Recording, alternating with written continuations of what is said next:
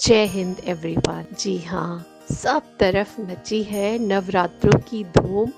ये शारदीय नवरात्रे होते ही हैं कुछ खास और बातें होती हैं कौन सा कलर किस दिन पहनना है। माता रानी के डिफरेंट रूपों की बात होती है, उनको कौन से दिन कौन सा भोग लगना है, सब कुछ हमें जानना है, समझना है। परंतु आज जो है वो हम बात करने वाले हैं कुमाऊं से ईला तिवारी जी के साथ, जो कि है तो प्राइमरी स्कूल टीचर, परंतु कुमाऊं के ट्रेडिशंस और उसके जितने रिचुअल्स फेस्टिवल्स उनके बारे में जो वो खूबसूरत जानकारी दे रही हैं, मैं चाहती हूँ कि आप सभी के साथ शेयर करूँ। तो जल्दी से आइए सुनते हैं।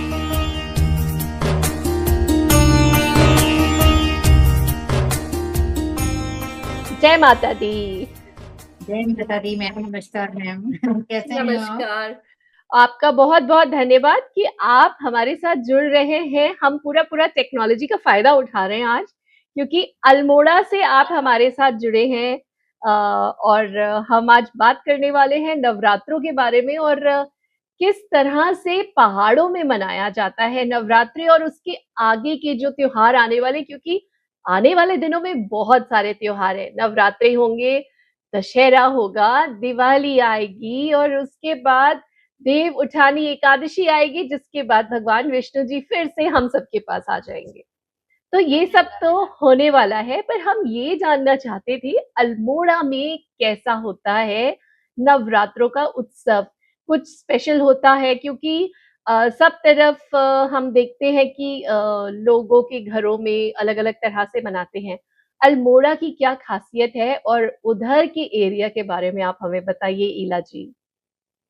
धन्यवाद मैम, आपने बुलाया अपने स्टूडियो में हमको ना।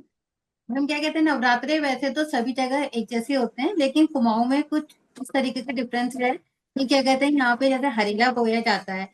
आप और जगह जाएंगे तो वहाँ हरेला खाली एक जौ के बीज बो करके बोया जाता है। लेकिन जैसे हमारे यहाँ नवरात्रि कुमाऊं में बोए जाते हैं तो दोहरा बोया जाता है। यानी कि उसमें क्या होता है, दो अनाज बोए जाते हैं, जैसे कि आपका जौ के साथ सरसों के दाने भी उसमें डाले जाते हैं। और उसको मतलब सिंगल नहीं रखा जाता, या तो दो बर्तनों में रखा जाता है या बीच में से एक लाइन कर दी जाती है, तो दो पार्ट में हो जाता है वो। तो नवरात्रों में ये होता है कि हर जगह पंडाल लगे रहते हैं देवी के, और श्रद्धालु आते हैं वहाँ पूजा पाठ करते हैं। और मंदिरों में काफी भीड़ भाड़ रहती है, और ऐपन दिए जाते हैं मैम हमारे यहाँ ना। अच्छा। उसको डेकोरेट करने के लिए ऐपन दिए जाते हैं, जो कि गेरू और विश्वार से दिए जाते हैं।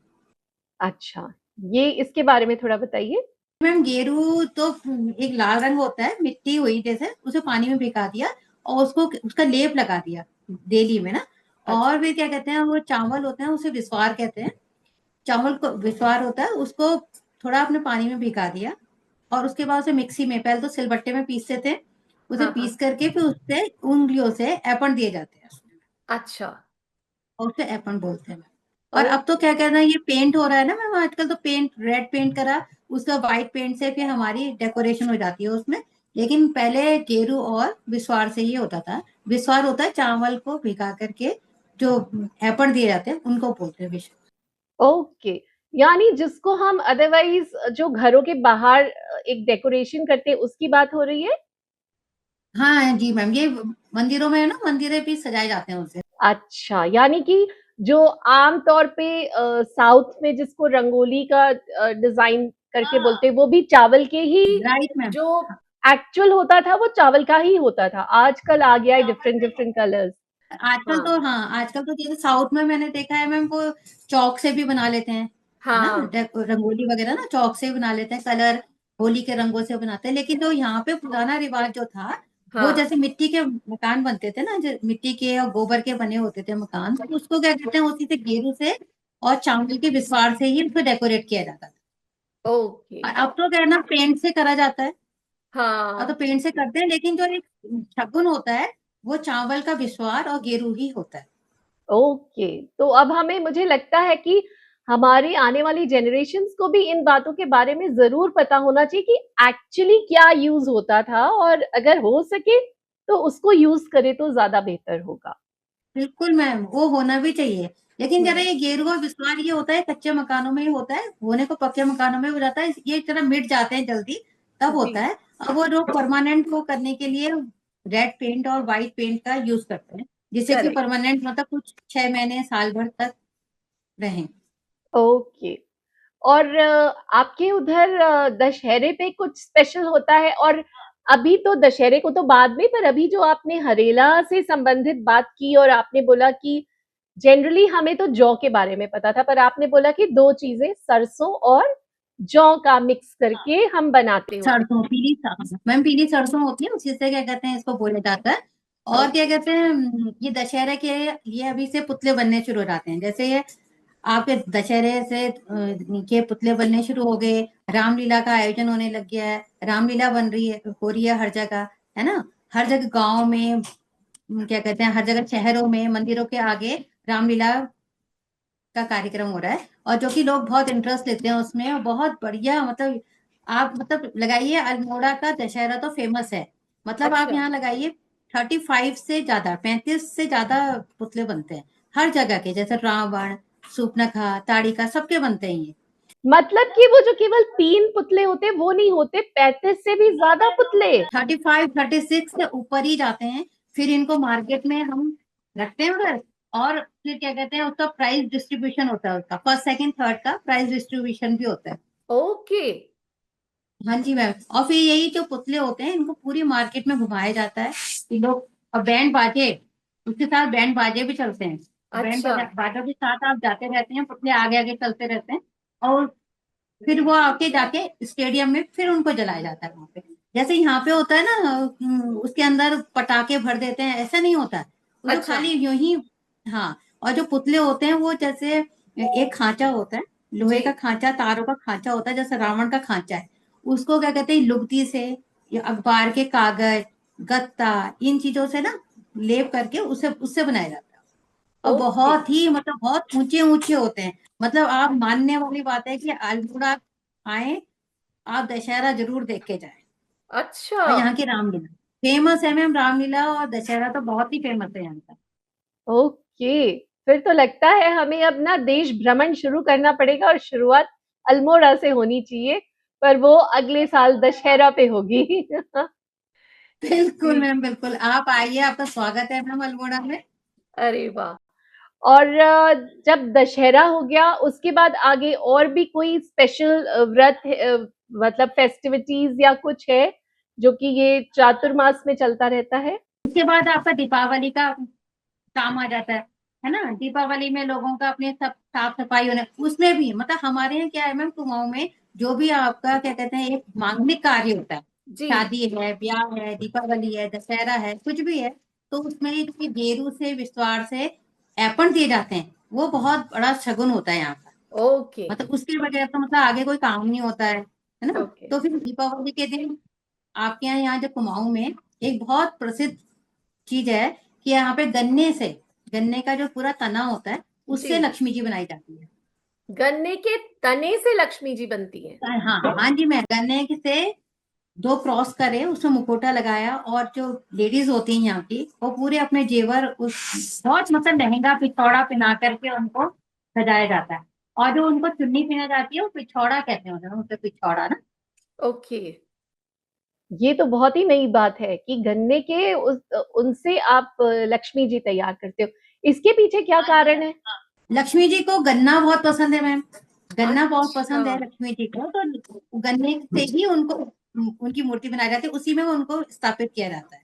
और उसके ओके। बाद उसको या तो कुछ या सहला देते हैं, और या उसको प्रसाद के रूप में खा लेते हैं। बांट देते हैं।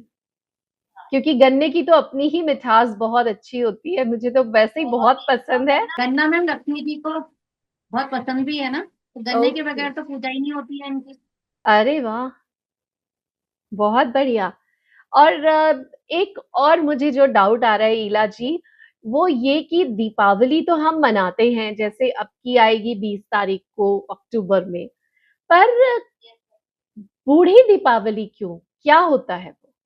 ये बूढ़ी एकादशी वाली मैम क्या कहते हैं, 15 दिन बाद मनाई जाती है हमारे यहाँ, है ना। जिसे क्या कहते हैं, ये तुलसी एकादशी हो गई, जी। उस दिन हमारे यहाँ ये त्योहार मनाया जाता है। तो उस दिन क्या होता है, बूढ़ी दिवाली के दिन हमारे यहाँ उस दिन के पूरे आंगन में अर्पण दिए जाते हैं। अच्छा। अर्पण दिए जाते हैं। हाँ जी। और उस दिन क्या कहते हैं, विष्णु जी ये योग निद्रा से जागृत होते हैं, और उनको उनके स्वागत के लिए पूरे आंगन को सजाया जाता है। मैंने पूरे आंगन में अर्पण दिए जाते हैं, और ब्रह्म मुहूर्त में से पहले उठ करके औरतें छाछ में अखरोट वगैरह लेकर के उसको उससे आती हैं, और अंदर आओ नारायण, आओ लक्ष्मी नारायण, उनका स्वागत करती हैं, उनको अंदर बुलाती हैं। ओके। वाओ! ये तो एक बहुत ही अच्छा वो है कि एकादशी के दिन विष्णु भगवान के लिए करते हैं। और कार्तिक का महीना तो वैसे भी बहुत ही प्रेशियस है। हाँ, क्योंकि एकादशी से ही हमारे यहाँ क्या कहते हैं, सारे जो शुभ कार्य होते हैं, मांगलिक कार्य होते हैं, वो शुरू हो जाते हैं। विष्णु जी ओके। योग निद्रा से जागृत हो जाते हैं, शादी ब्याह शुरू हो जाते हैं, उससे मांगलिक कार्य स्टार्ट हो जाते हैं ना उसी समय से। ओके। हम्म। तो मुझे आप अल्मोड़ा की और भी कोई स्पेशल अगर फेस्टिविटीज हैं जो होती हैं इन दिनों में, उनके बारे में भी प्लीज बताइए, क्योंकि ये बहुत इंटरेस्टिंग लग रहा है मुझे जानना। भाई बहुत सारी चीजें हैं बताने के लिए, तो मतलब आप, मैं खुद बताती रहूंगी। तो बहुत बहुत ज्यादा मतलब यहाँ का कल्चर जो है ना मैम, वह जी। यूनिक है, जिसे कहेंगे ना, मतलब कि आकर के आदमी को देखना चाहिए था। तो जैसे यहाँ पे हमारे नवरात्रे होते हैं ना, तो उस समय जैसे यहाँ तो हमने जौ 2 बार, हरेला जो है 2 बार बोया। तो यहाँ जो कुमाऊं है वो 3 बार बोया जाता है हरेला। एक अप्रैल में, हाँ। मार्च अप्रैल के जो आता है चैत के महीने का, एक आता है सावन के महीने का, जो कि 16 या 17 जुलाई को मनाया जाता है। यहाँ पहाड़ियों में संक्रांति से जो है ये बनाया जाता है। ओके। उस समय भी हमारे यहाँ हरेला हो जाता है। इस हरेले में मैम 5 या 7 अनाज बोए जाते हैं।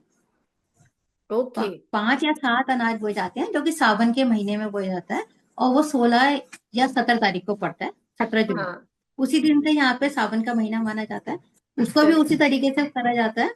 और हरेला बोया जाएगा, और फिर वही 10वें दिन उनको काटा जाएगा। और मैम एक चीज और है, जो हमारे यहाँ हरेला होता है वो जैसे हम अष्टमी नवमी के दिन नहीं काटते, कोई सा भी हरेला है, वो पूरा 10 दिन का होता है। 10 दिन में उसको काटा जाता है हरेला, अच्छा। ना। हाँ जी, वो चाहे अप्रैल का हो, चाहे जुलाई का हो। और उसके बाद जो श्राद्धीय अपना प्रार्थना है, वो भी हमारा 10वें दिन ही काटा जाता है। पूरा शगुन माना जाता है उसको। और क्या कहते हैं, फिर ये जो हमारा हरेला होता है वो काटते हैं। काटने के बाद फिर 10वें दिन जो बहनें होती हैं, वो अपने भाई के बच्चों के, मतलब जो भी छोटे बड़े जो भी हैं, उनके सिर में रखते हुए उनको पूजती हैं। अच्छा। और फिर एक आ जाता है हमारा जुलाई अगस्त का आ गया, फिर एक ही हमारा अक्टूबर वाला आ गया, अक्टूबर जी। अक्टूबर वाला हरेला। हाँ, जो जुलाई वाला हरेला होता है उसमें 5 या 7 अनाज बोए जाते हैं। जी, उस पे हमने एक एपिसोड किया था, जो कि मुझे तब जाके पता चला था कि हरेला 3 बार मनाते हैं। और यस मैम, यस मैम। ये मुझे नहीं पता था कि जो शारदीय नवरात्रि वाला हरेला होता है उसमें 2 बीज के साथ ही किया जाता है। ये आपने मुझे एक बहुत ही इंटरेस्टिंग इन्फॉर्मेशन दिया। यस मैम, ये कहरा नहीं बोया जाता मैम ना, दोहरा अच्छा। बोया जाता है। हाँ जी, हम्म। अकेली चीज नहीं दी जाती, मतलब दोहरी दी जाती है, डबल अच्छा। करके दी जाती है। Yes ma'am. ओके। था दिवाली के बाद हमारे यहाँ भैया दूज मनाया जाता है। ये सब हाँ। चीजें पूरी हो जाती है। बूढ़ी दिवाली तो हमारी बाद में गई। उससे बाद दीपावली से के बाद जो आया था हमारा, वो भाई दूज आया। भाई दूज आया, भाई दूज में क्या होता है, वही हमारे यहाँ जो बहनें होती हैं, वो चूड़े से, जिसे कि पोहा कहते हैं, जी। पोहे से अपने क्या कहते हैं भाई को, भाई के बच्चों को, मतलब जो भी छोटे बड़े जो भी हैं, उनको आशीर्वाद देती हैं, दीर्घायु का आशीर्वाद देती हैं उन्हें। तो उनको हम्म। पैर से लेकर सिर तक उनको उनको पूछती हैं उनसे। अच्छा, यानी चिवड़ा से वो उसकी पूरी पूजा अपने भाई की भाई दूज पे करेंगी। भाई की पूजा करती है, भाई दूज होता है तो भाई दूज की पूजा करती हैं। भाई की करती हैं, अपनी भाभी है तो भाभी की को भी वो चूड़े चढ़ाती हैं। Okay. Yes ma'am. Very nice. ये कितना इंटरेस्टिंग है, हर जगह से ना कुछ नया। बहुत मैम, बहुत बहुत मैम, बहुत ही ज्यादा, मतलब आप, मैं तो कह रही बिल्कुल वेलकम है आपका। आप आइए और देखेंगे ना, यहाँ का कल्चर तो बहुत बढ़िया है। अब जैसे नंदा देवी तो प्रसिद्ध है, यहाँ का मेला भी प्रसिद्ध है। तो जी। ये हमारा सितंबर में आता राइट। है ना, सितंबर में आता है। तो उस दिन क्या कहते हैं, ये हमारे यहाँ नंदा देवी को स्थापित करने के लिए निमंत्रण दिया जाता है पहले उनको, अच्छा। जहां से आपको केले की, ये सितंबर की बात बता रही हूँ मैम मैं, है ना। ओके। तो जब राधा अष्टमी होती है उसी को क्या कहते हैं, यहाँ पे नंदाष्टमी कहते हैं, कहीं पे अच्छा। राधा अष्टमी कहते हैं, है ना। और हाँ। जो यहाँ पे है वो नंदाष्टमी कही जाती है। तो नंदाष्टमी के लिए केले की कदली, जो जो कदली होती है उसका तना लेने के लिए जिस घर से जाते हैं वहां निमंत्रण दिया जाता है। ओके। निमंत्रण दिया जाता है, उनकी पूजा पाठ होती है, फिर एक दिन छोड़ करके फिर उनको लेने के लिए जाते हैं, लेके आते हैं, अच्छा। उनके बड़े मतलब आदर सत्कार से लिया जाता है। उसके बाद उस तने से नंदा की फेस बनाया जाता है पूरा बढ़िया से। और अष्टमी में उनको प्राण प्रतिष्ठा करी जाती है, उसमें सारी औरतें आती हैं, पूजा पाठ करती हैं वहां पे। और वही उसके बाद की जो एकादशी आती है, हम्म। एकादशी के दिन डोला उठता है और फिर सहला दिया जाता है। वाह। वो भी बहुत मतलब नैनीताल का और ये अल्मोड़ा का बहुत ही फेमस है। नंदा देवी, क्योंकि वही वहां की रक्षा कर रही है, ऐसा माना जाता है। Yes ma'am. ओके। ये तो बहुत ही अच्छी अच्छी बातें पता चल रही है मुझे आपसे आज हाँ कि हाँ, ये चंद्रवंशी राजा जी थे ना, तो उनकी बेटी हुई है नंदा देवी ना। है पार्वती का रूप ये, ओके। है ना। हाँ, पार्वती का ही रूप है, तो चंद्रवंशी राजा थे तो उनकी बेटी हुई है। अच्छा, ये तो एक और नई बात पता चल रही मुझे कि इस तरह से होता है। और सबसे अच्छी बात जो मुझे लग रही है ना इस पूरे उसमें, कि हर जगह पे हम जो बोते हैं उसका शायद हम धन्यवाद करने का तरीका ढूंढ रहे हैं नहीं, इन तरीके। धन्यवाद करने का मैम समृद्धि का मतलब आपको धन धान्य रहे, है ना, हाँ। आपके घर में मतलब खुशियां रहे। मतलब यही होता है, हरेला जितना अच्छा लगेगा, जितना बढ़िया लगेगा, तो आपके यहाँ भी मतलब उतनी खुशहाली, उतनी हरियाली, ये मान्यता हुई मैम उसकी ना, हम्म। कि आपके अनाज का भंडार भरपूर रहे। ये हुआ देवी का आशीर्वाद। करेक्ट, बिल्कुल सही बात है। और ये सब तो जो है ना हमने सोना चांदी और इन सब चीजों को जितना जोड़ दिया है, शायद उसकी उतनी जरूरत नहीं है जितना कि हमें प्रकृति के पास जाके जो प्रकृति से मिल रहा है उसकी संरक्षण की और उसके ग्रैटिट्यूड की, धन्यवाद की जरूरत है हमें। बिल्कुल मैम, बिल्कुल यही तो है प्लांटेशन जो, मतलब हम पूरे पहाड़ में जो है ना जंगल काट रहे हैं, ये कर रहे हैं, तो ये सब गलती है ना। हम्म। तो आदमी को थोड़ा सा उतना रहना चाहिए कि पहाड़ों में जो हरियाली है उसको कायम रखे, अपने कल्चर को आगे बढ़ाए। जैसे हम्म। आजकल के बच्चे हैं तो अपने पूरे कल्चर को पूरा खत्म ही कर रहे हैं। लेकिन ये है कि जो बड़े बूढ़े हैं तो उनसे हमें कुछ ना कुछ चीजें सीखनी चाहिए, जिससे हमारी बिल्कुल। संस्कृति आगे बढ़ती रहे ना। बिल्कुल सही बात बोली आपने। और उसी की कोशिश मैं भी करती रहती हूँ कि समय-समय पर बच्चों तक इन बातों को पहुँचा सकूँ। और जब आप जैसे लोग जुड़ते हैं तो वो उस पे एक स्टैम्प लगता है कि हाँ, सही राह पे है। बिल्कुल मैम, आगे की जनरेशन को हमने तो देना है, जो हम देंगे वही तो सीखेंगे, कुछ तो बिल सीखें। बिल्कुल, बहुत ज़रूरी। तो ये तो हुई बातें अल्मोड़ा की कि आपने मुझे इतनी सारी चीज़ें बता दी, नवरात्रों में कैसे होता है और दशहरा इतना फ़ेमस है। मैं तो हैरान हूँ कि इतने सारे पुतले बनते होते हैं और जगह-जगह पर आज आज के ज़माने में भी होती है रामलीला। ये सुन के बहुत खुशी हो रही है। मुझे आप मेरे बचपन में ले गई।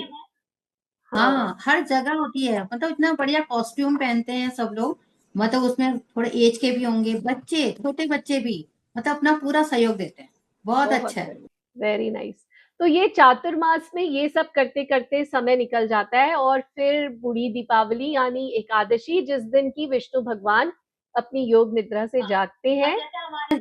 यस मैम, ये जो तुलसी विवाह होता है, तुलसी विवाह हुआ उस दिन, तो तुलसी विवाह भी बहुत मान्यता है उसकी। तुलसी विवाह, तुलसी को क्या कहते हैं, चुनरी चढ़ाई जाती है, पूरा श्रृंगार पिटारी सजाई जाती है उसको, है ना। और उसके लिए भोग लगाया जाता है। और उस दिन क्या कहते हैं, कुछ लोग जो होते हैं वो तुलसी और विष्णु जी का, शालिग्राम जी का विवाह हुँ। भी करवाते हैं। कुछ लोग इस तरीके का भी है कि वो विवाह करा करके उसी तरीके से उनकी विदाई करते हैं। मतलब ये सब अल्मोड़ा में भी होता है, ऐसा नहीं है कि ये केवल प्लेन्स में है, ये अल्मोड़ा के एरिया में भी है या। हाँ। तुलसी विवाह तो सब जगह है। जी। हाँ, तुलसी विवाह तो सभी जगह है। बहुत ही बढ़िया। बहुत बढ़िया है, कल्चर हम सब जगह का अलग अलग है। ये है कि कहीं पे थोड़ा सा कुछ ज्यादा है, कुछ कम है, ये है ना। लेकिन अपनी संस्कृति से जुड़े रहना बहुत जरूरी है हमारा। ये बात एकदम सही कह रही हैं आप। और मैं तो ये वाक़ई में चाहूँगी कि आप चलते-चलते मेरे व्यूवर्स को कुछ स्पेशल अल्मोड़ा का संदेश, कोई गीत, कुछ बात अगर आप कहना चाहें तो बहुत खुशी होगी हमें। गाना तो क्या मैम, बस मैं ये कहना चाहती हूँ कि आप आइए, अल्मोड़ा आइए, आपका स्वागत है। और आइए, यहाँ की संस्कृति को देखिए, यहाँ की संस्कृति को देखिए। यहाँ पे इतने मंदिर, इतने मतलब बहुत पूजा पाठ वाले लोग, मन खुश हो जाएगा आपका। आइए यहाँ पे विजिट करिए। और दशहरे के टाइम पे आते हैं तो बहुत बढ़िया, बहुत ही बढ़िया। यहाँ की लोक संस्कृति देखेंगे, राम, मतलब इस समय को देखने लायक चीज होती है। बंगाल से तो बहुत लोग आते हैं इस समय यहाँ पे ना। बंगाल के नवरात्रे तो अलग लेवल पे फेमस हैं, वहाँ के पंडाल जिस तरह से सजते हैं और हर बार वो किसी ना किसी थीम के साथ करते हैं। पर अल्मोड़ा का ये दशहरे को लेकर जो आपने बातें बताई हैं और जिस तरह से आपने उनका पूरा अंडरस्टैंडिंग दी है, वो बहुत बढ़िया लगी हमें। साथ ही साथ हमारी संस्कृति से जुड़िए, अपनी सनातन संस्कृति को आगे लेकर चलिए, ये तो बहुत जरूरी है सभी के लिए। आप हमारे साथ जुड़े हैं ईला जी, और आपने अपना समय निकाल के ये सारी बातें बताई हैं अल्मोड़ा से संबंधित, उसके लिए बहुत बहुत धन्यवाद, आभार हृदय से। मैम धन्यवाद, आपका स्वागत है मैम अल्मोड़ा में। और आपने हमारे को यहाँ पे बुलाया अपने स्टूडियो में, उसके लिए बहुत बहुत धन्यवाद ma'am. Thank you ma'am so much. जी जी, थैंक यू सो मच। जय माता दी। जय माता दी मैम। है ना एब्सोल्युटली, अनेकता में एकता वाला देश हमारा। हमारी सनातन संस्कृति की जड़ें कहीं ना कहीं किसी ना किसी रूप में आपस में जुड़ी होती हैं। वो कहते हैं ना कि पेड़ों की जड़ें आपस में एक दूसरे का हाथ थामे हुए होती हैं। बस वैसे ही है हमारे देश की समृद्ध संस्कृति, जिसकी एक छोटी सी झलक हमें आज देखने को मिली ईला तिवारी जी के द्वारा कुमाऊं रीजन के बारे में जानकर। उम्मीद है आप सभी के नवरात्रे ढेर सारी खुशियों के साथ मनाए जा रहे होंगे, हर तरफ लग रहे होंगे माता रानी के जयकारे, और इसी आशा और उम्मीद के साथ कि आप सबकी जिंदगी में आए ढेर सारी खुशियां। जय हिंद।